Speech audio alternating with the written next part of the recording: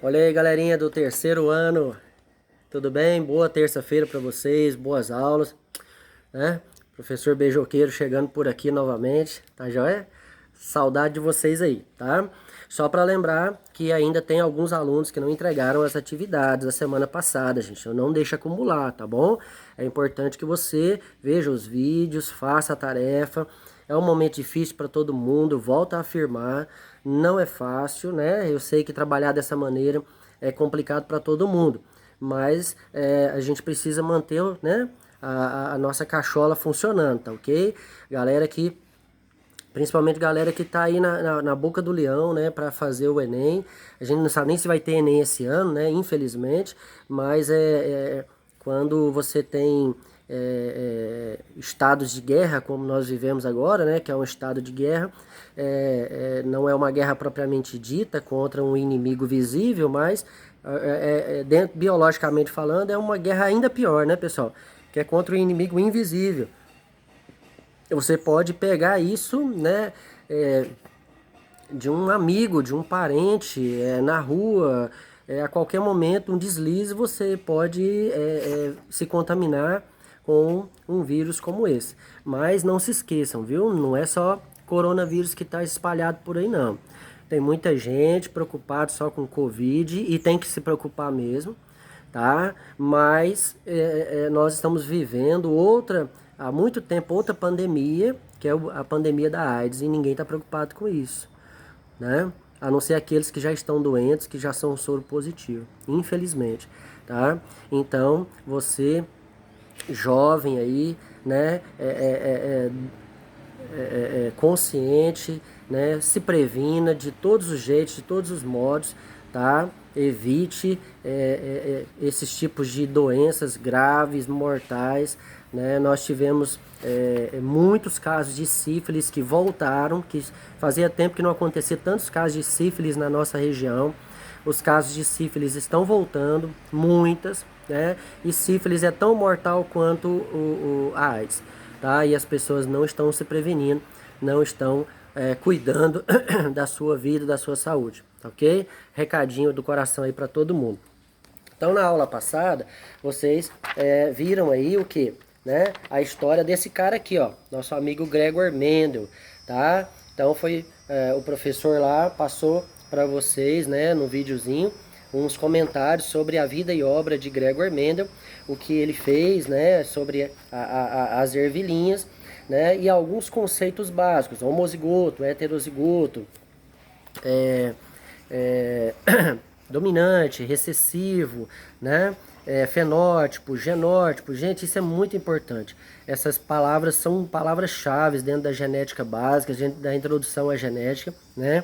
Genética é um conteúdo complexo, vai chegar num nível assim, de algumas continhas, uma parte de matemática que é um pouquinho enjoado, mas ela é interessante também porque ela traz informações que muitas das vezes a gente não tem contato no dia a dia.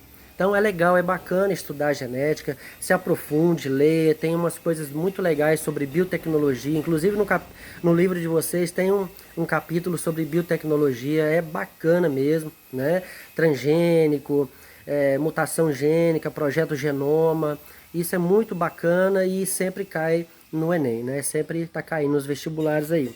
Hoje vocês vão falar um pouquinho, né, sobre isso aqui, ó, tá? A primeira lei de Mendel. O que foi essa primeira lei?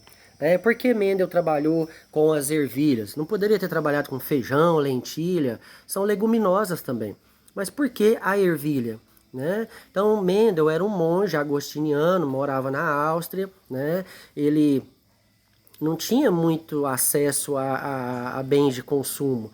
Ele plantava as ervilhinhas lá e ele viu, cultivava aquilo, trabalhava com aquilo, era uma planta do uso dele, do trabalho dele diário, ele era biólogo, né? Naquela época chamava de ciências naturais, era um naturalista e ele estudava plantas, ele gostava de estudar plantas, a parte reprodutiva das plantas, né?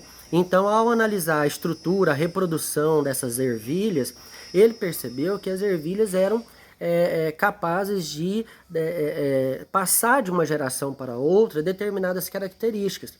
o que ele fez? Ele fez apenas um método para provar isso. Provar o quê? A palavra-chave da genética, hereditariedade. Normalmente a gente fala genética é gene, estudo do gene. Mas na verdade a genética ela começou com a comprovação da hereditariedade. Que os pais, ao realizarem fecundação, passam, né, metade dos seus genes para o seu descendente. Mendel queria provar. Agora, como provar isso? Lá no 1800 bolinha, onde não havia mal microscópio direito, não tinha energia, não tinha nenhum estudo sobre DNA, ninguém sabia o que era mitose e meiose. Como provar isso? Né? Então, esse vídeo de hoje, essa aula de hoje, vai falar um pouquinho sobre isso. Tá? Preste atenção, leia o seu livro, faça a tarefinha. Muita gente não entregou ainda a tarefa da semana passada, certo? Tá? Então é importante que você entregue. Nós estamos, né, tentando fechar as notas de vocês com essas atividades, né? Porque não existe só a prova, né? A prova não é o único meio de avaliação.